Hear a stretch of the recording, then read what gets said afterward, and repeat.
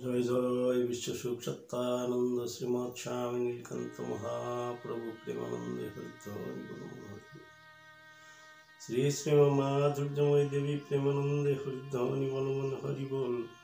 राधा कृष्ण प्रेमानंदे हरिध्वनि बलमन निताई गौर सीतानाथ प्रेमानंदे हरिध्वनि बलमन हरि बोल। सर्वसाधु गुरु वैष्णव प्रेमानंदे हरिध्वनि बलमन हरि बोल हरि बोल हरि बोल।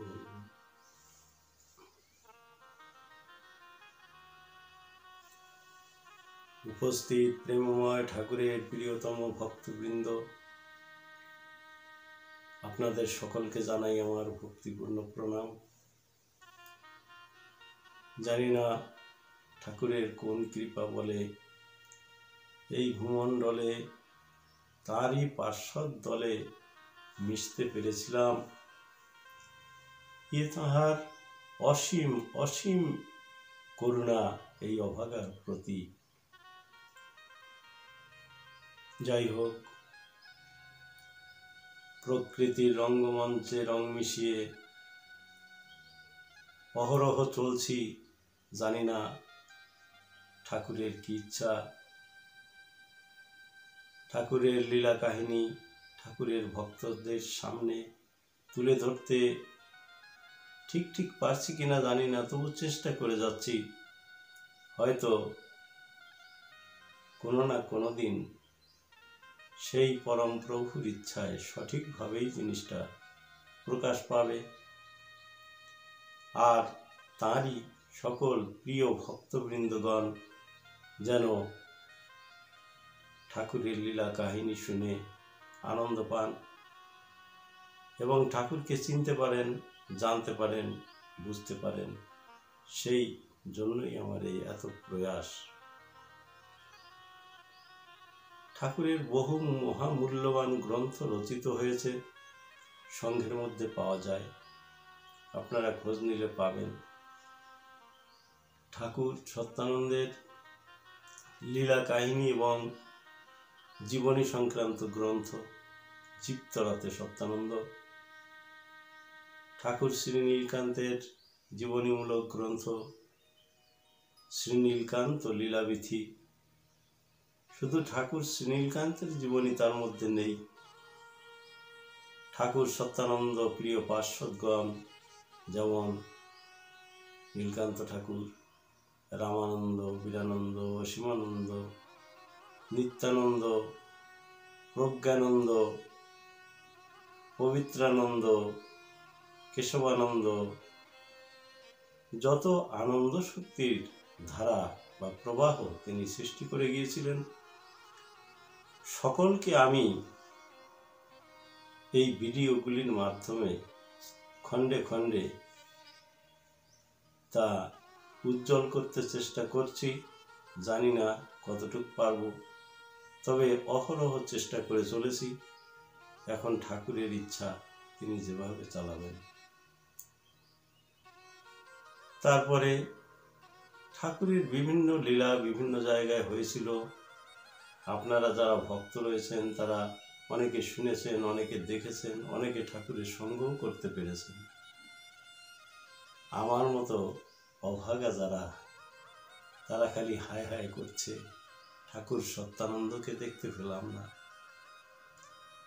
এই পার্থিব চোখ দ্বারা তার লীলা দর্শন হয়নি, সেই মানুষটাকে দর্শন করতে পারিনি। এই হাত দুটি দিয়ে সেই মানুষের চরণধুলি মাথায় নিতে পারিনি। যাই হোক, নিজেকে হতভাগ্য বলবো কি ভাগ্যবান মনে করব জানি না। তারই প্রিয় পার্ষদ শ্রীমৎ নীলকান্ত গোস্বামী সুন্দরের চরণে স্পর্শ পেয়েছিলাম। রামানন্দ, অসীমানন্দ, বীরানন্দ সকল স্বামীজিদের মোটামুটি দেখেছি, তাদের সঙ্গে মিশতে পেরেছি। ভালো কতটুকু বাসতে পেরেছি জানি না, কিন্তু তারা তাদের প্রাণ ঢালা ভালোবাসা রেখে গেছেন। জানি না ঠাকুরের কি ইচ্ছা হবে। তবু চাইছি যে সকল মহামানব যারা মানবের হিতে জীবনকে অতিবাহিত করেছেন, সময়কে উৎসর্গিত করেছেন, সেই সকল মহামানবগণের চরিত্র যদি চিত্রণ করতে পারি তাহলে তুলিকার দাম হবে। এই ভাবছি। আমার সাধন ভজন কিছু নেই, জ্ঞান নেই, বুদ্ধি নেই, ঠাকুরের লীলা তার অর্থও বুঝতে পারি না, কিন্তু তবুও বলে চলেছি যে যদি ঠাকুরের কোনো মহৎ ভক্ত ঠাকুরের লীলা শুনে সেই ঠাকুরের প্রতি যদি একটুখানি বিশ্বাস গভীরভাবে আনেন, তাতে বোধহয় জগতের অনেক কল্যাণ হবে, অনেক মানবেরও বড় শান্তির রাজ্য ফিরে আসবে।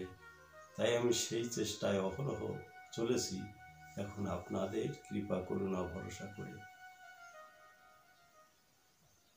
সত্যানন্দ প্রেমী, প্রেম পিপাসু ভক্তবৃন্দ, যারা সত্যানন্দ পরিবার নামক চ্যানেলের মধ্যে ঠাকুরকে দেখতে প্রয়াস পাচ্ছেন, সেই সকল মহামানব, সেই সকল ঋষি দ্রষ্টা মহামানবদের আমার ভক্তিপূর্ণ প্রণাম।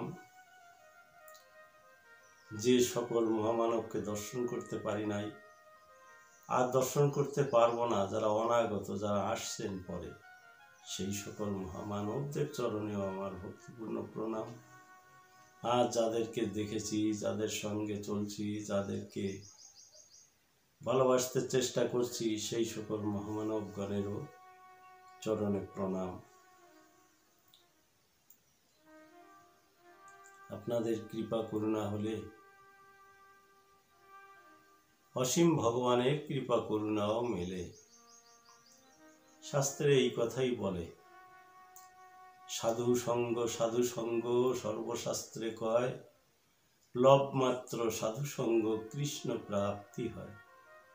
তাই সাধু সঙ্গ জীবনে তো মোটেই হলো না, এই লব মাত্র, সেই লব মাত্রটুকুই হলো না। যাই হোক, নিজের ভাগ্যে যা হয় হোক, কিন্তু ঠাকুরের লীলাগুলো জগতে প্রকাশ পাক, সেই লীলাগুলায় যেন ভক্তবৃন্দ স্নাত হতে পারে, ভক্তবৃন্দ যেন সন্তরণ করতে পারে, সেই জন্যই আমি এই প্রয়াস নিয়েছি। একটা ছোট্ট লীলা মনে পড়ে যায়, যেটা ঠাকুর সত্যানন্দ গ্রন্থের পাতায় আমরা দেখতে পাই। যেমন জীবতরাতে সত্যানন্দ, এই গ্রন্থটির পাতায় 115 পৃষ্ঠায় লেখা আছে শ্রী সুকুমার বিশ্বাসের রোগ আরোগ্য নামক প্রবন্ধে। এই সুকুমার বিশ্বাস এই 3 নম্বর কাসনাপাড়া গ্রামেরই সন্তান। তার বাবা শ্রী কালীপদ বিশ্বাস মহাশয় নিজে খুব বেশি শিক্ষিত না হলেও তিনি যে একজন শিক্ষিত ব্যক্তি এটা বলতে হয়, কেননা শিক্ষিত মনের মানুষ। তাই তার যে কয়জন ছেলে মেয়ে যারাই ছিল জগতে, সকলকে তিনি এই শিক্ষার আলোকে আলোকিত করবার জন্য মোটে পিছু পা হননি। সবসময় চেয়েছেন এরা কি করে শিক্ষিত হবে, তাই সকলকেই লেখাপড়া শিখিয়েছেন। সুকুমার বিশ্বাস তখন ছোট্ট ছেলে। ঠাকুর সত্যানন্দ 1969 সালে এই গ্রামে পদার্পণ করেছিলেন। তাই তো আমি সবসময় বলতে থাকি, এই গ্রামের মাটিমা অত্যন্ত ধন্য, এই গ্রামে যারা বসবাস করে তারাও ধন্য। যেহেতু ঠাকুর সত্যানন্দ অত বড় মানুষটার কৃপা করুণা, তার চরণে স্পর্শ এই গ্রামে পেয়েছে, এই গ্রামে প্রত্যেকটা ধূলিকণায় সেই মহামানবের চরণ ছোঁয়া রয়েছে। তাই নিজেকে বড় গর্বিত মনে হয় যে ঠাকুরের সেই পুণ্যভূমি, যেখানটায় তিনি পদস্পর্শ দিয়ে গেছেন, সেই জায়গায় থাকতে পেরেছি, বসবাস করতে পারছি। যাই হোক, সুকুমার বিশ্বাস অত্যন্ত পারত। তখন একদিন খুব পেটে ব্যথা হচ্ছে, ডাক্তার কবিরাজ দেখিয়েও কাজ হচ্ছে না। তখন সবেমাত্র ঠাকুর এই গ্রাম ছেড়ে চলে গেছেন। এই গ্রামে ভক্তবৃন্দদের দেখা দিয়ে তাদের মধ্যে নিজের প্রেম বিতরণ করে ঠাকুর চলে গেছেন তার পূর্বদিন পার্শ্ববর্তী গ্রাম জলঙ্গপাড়া গ্রামে। ঠাকুর যেখানেই যান সেখানেই ভক্তবৃন্দ পাগলের মতো, উন্মাদের মতো ছুটতে থাকে তার পিছনে। কি যে সে মধু, সেই যে কথা, সেই কথায় এত মধু, এত প্রেম, এত স্নেহ লুকিয়ে থাকে যে সেই ঠাকুরকে যেন আজ ছাড়তে ইচ্ছা করে না, তার পিছনেই খালি ছুটতে ইচ্ছা করে। তাই ভক্তগণ ছুটে চলেন সেই কালীপদ বিশ্বাস, যার নাম করলাম, সেই কালীপদ বিশ্বাস মহাশয়ের কনিষ্ঠ ভ্রাতা শ্রী অমূল্য বিশ্বাস। তিনিও ঠাকুরের অনুগামী ছিলেন। পূর্বদিন যখন এই গ্রাম থেকে ঠাকুর বিদায় নিয়ে অন্য গ্রামে যাচ্ছেন, তখন কত ভক্ত ঠাকুরের সেই সকলের পিছনে, গরুর গাড়ির পিছনে হেঁটে চলেছে, তার ইয়ত্তা নেই। একে একে বেশ কিছু দূর গিয়ে একে একে পিছপা হচ্ছেন তাদের নিজেদের বাড়িতে যাবার জন্য। শ্রী অমূল্য বিশ্বাস হাঁটছেন, হাঁটতে হাঁটতে বেশ পথ চলে গেছেন প্রায় অন্য গ্রামে। তখন ঠাকুর বললেন, বা গ্রাম্য ভাষায় কথা বলতেন তো, বললেন, বা কাজ কর, বাড়ি যা। বাড়ি যাস না কেন? তুই আইছস কেন? যা, সবাই বাড়ি গেছে, যা, অনেক দূর যাচ্ছি আমরা, তুই আবার ফিরতে পারবি না একা একা, তুই যা। তা অত্যন্ত বুদ্ধিমান লোক তো, তাই বলছেন, যাব তো, কিন্তু কি নিয়ে যাব? যে তুমি যে প্রভু আমাকে ত্যাগ করে চলে যাচ্ছ, আমাকে ছেড়ে দিয়ে চলে যাচ্ছ, আমি কি নিয়ে থাকবো? আমি কি নিয়ে এখান থেকে ফিরবো? তখন ঠাকুর চারিদিকে একটু তাকালেন, দেখলেন না, কিছু নেই। ফট করে নিজের হাত থেকে বালাটা খুলে তার হাতে দিয়ে বললেন, যা, এটি নিয়ে যা। তিনি চোখের জলে ভিজে গিয়ে ঠাকুরের চরণে প্রণাম করে দাঁড়িয়ে থাকলেন। আর ফিরতে ইচ্ছা হচ্ছে না। কত কৃপাময়, কত দয়াময়, কত প্রেমময় পুরুষ, তাকে কি ছাড়তে ইচ্ছা করে? মন কি ছাড়তে চায়? তবুও ফিরতে হবে। তিনি কিছুক্ষণ দাঁড়িয়ে থেকে ঠাকুরের গাড়ির দিকে দেখছেন, ঠাকুর কোথায়, ঠাকুর কত দূর গেলেন। দেখে পরে একটা হতাশা নিঃশ্বাস ত্যাগ করে দিয়ে তিনি বাড়িতে ফিরে এলেন। সেই পালাটা দেখেছি, এখনো আছে, তারই সুযোগ্য পুত্র শ্রী শেখর বিশ্বাসের কাছে আছে। যাই হোক, সুকুমার বিশ্বাস যখন কান্নাকাটি করছে, তখন তিনি বললেন, চল তো, আমার সঙ্গে চল তো, দেখি তো পেটে ব্যথা সারে কিনা। তিনি ঘরের থেকে সাইকেলটা বের করে সাইকেলে উঠালেন সুকুমার বিশ্বাসকে। এইবার চালিয়ে চললেন, জলেংপাড়া গ্রামে চলে গেলেন। জলেংপাড়া গ্রামে যখনই সেই ঠাকুর যে বাড়িতে ছিলেন সেই বাড়ির গেটে যখনই পৌঁছেছেন এনারা, তখনই ঠাকুর দূর থেকে দেখে বলছে, কিরে, বেশি লঙ্কা খাস বুঝি? হ্যাঁ, বেশি লঙ্কা খাস? সুকুমার বিশ্বাস সত্যই লঙ্কা বেশি খেতেন।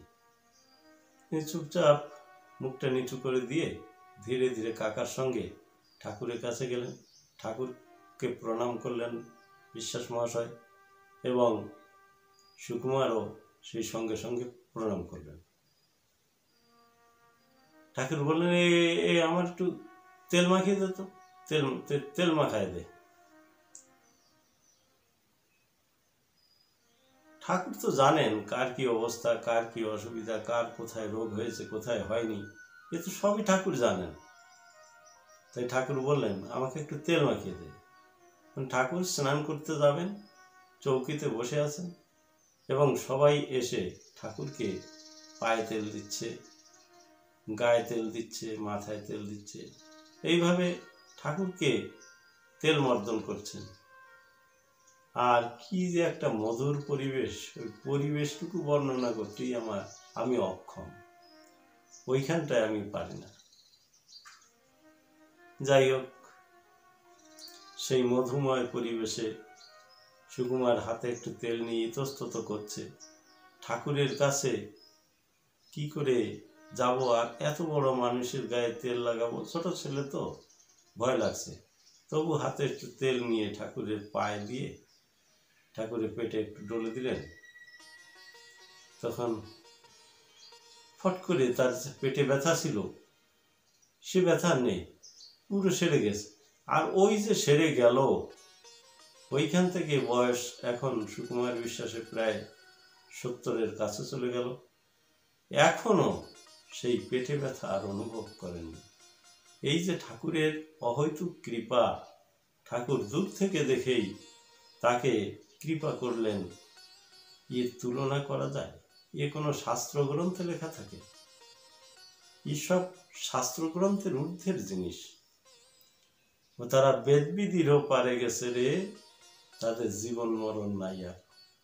তাই যদি এই বেদবিধি, মানে যা বিধিবিধান, যেটা লেখা যায় না, যেটা অনুভব করা যায় না, এটা অহৈতুক হয়ে যায়, সেই জিনিসটাই বেদবিধির পার। তাই ঠাকুর সত্যানন্দ প্রেমী ভক্তগণ যারা, তারা সহজেই বুঝতে পারবেন।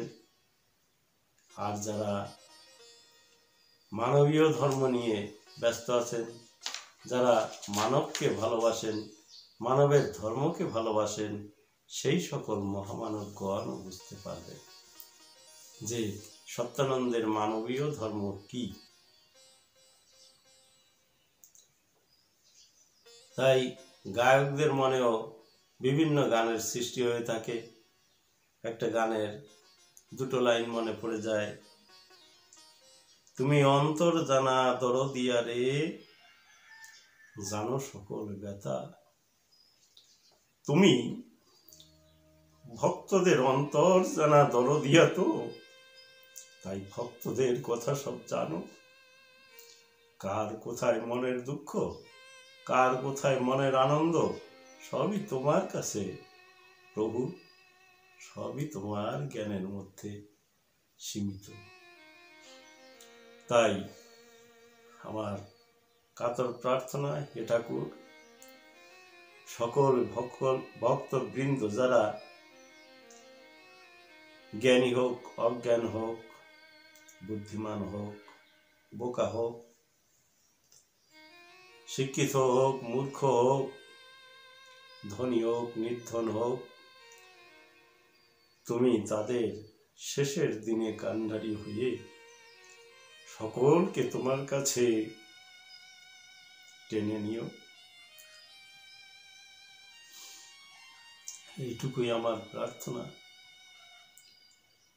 আর কিছু বলবার নেই। জয় জয় বিশ্ব সুখ সত্যানন্দ শ্রীমৎ স্বামী নীলকান্ত মহাপ্রভু প্রেমানন্দে হরিধ্বনি বলমন হরিবল। শ্রী শ্রী মা দুর্যময়ী দেবী প্রেমানন্দে হরিধ্বনি বলমন হরিবল। রাধা কৃষ্ণ প্রেমানন্দে হরিধ্বনি বলমন। সর্বসাধু গুরু বৈষ্ণব প্রেমানন্দে হরিধ্বনি বলমন। হরি বল, হরি বল, হরি বল। সবাই ভালো থাকুন, আনন্দে থাকুন, ঠাকুরের লীলা কাহিনী দেখুন, সকলকে দেখার সুযোগ করে দিন। জয় সত্য হরি, জয় সত্য হরি।